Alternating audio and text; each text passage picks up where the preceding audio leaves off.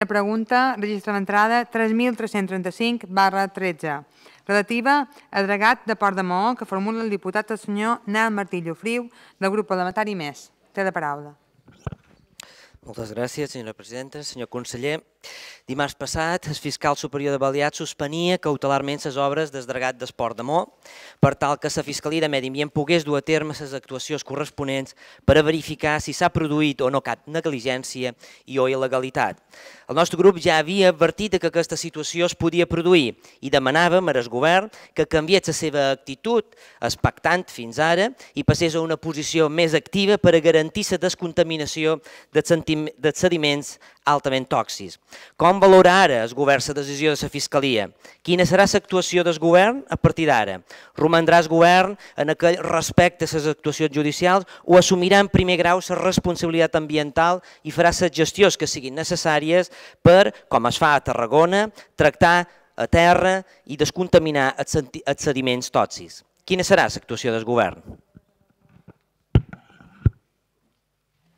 Té la paraula el membre del govern.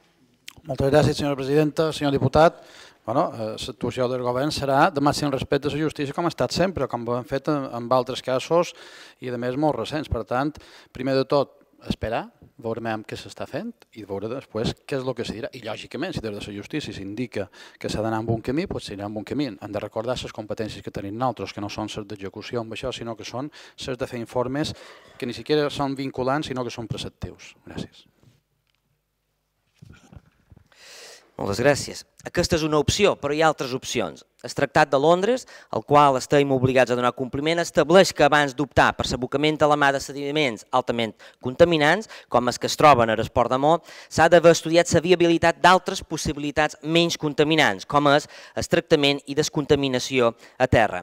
Això no s'ha fet, això no es preveu. Això sí que es farà l'embassament de Flix i el Ministeri d'Agricultura n'ha assumit com a part implicada en aquest projecte, perquè el govern no pot liderar aquesta opció.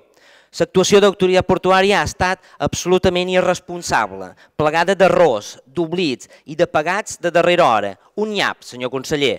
L'estudi amb què es basa l'autoritat portuària per optar per l'abocament de fangs a la mà és un estudi que deixa sense analitzar la meitat de la zona que es vol dragar, ni tan sols inclou la zona més contaminada. I tot això per complir amb els índexs del CEDEX, que, com vostè molt bé va exposar en una intervenció, una pregunta nostra, l'Institut Espanyol d'Oceanografia ja valora que són insuficients i obsolets. Diu, estem treballant per a millorar i actualitzar les recomanacions de CEDEX.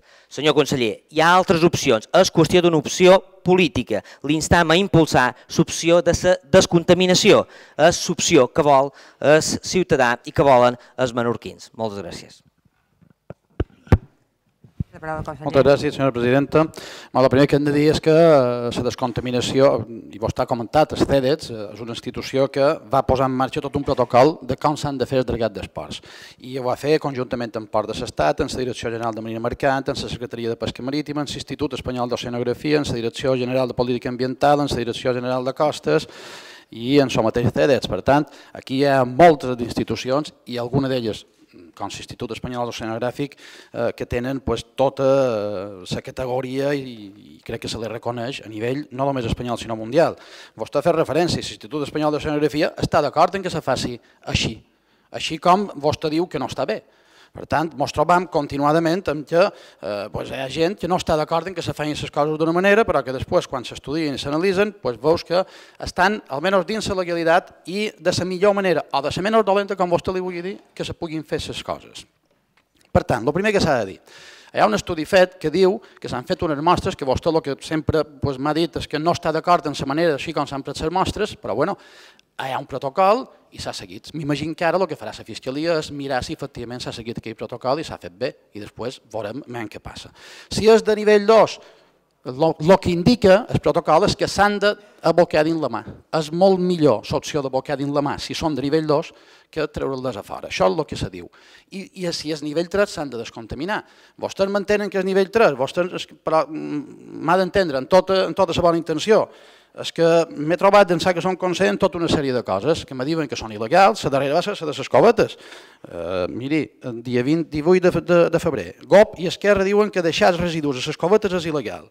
Sentència del Tribunal Superior de Justícia diu que està bé. El projecte fet per la Direcció General d'Arquitectura està bé, és correcte i se pot fer. Oceana ens ha duit a Brussel·les a denunciar, han perdut. Del Torrent van dir que era un atemptat en el medi ambient, no res, no ha estat res. Un darrere l'altre, per tant, anem a deixar que les coses tècnicament se facin com millor se poden fer. I així és com estan nosaltres des de la Conselleria.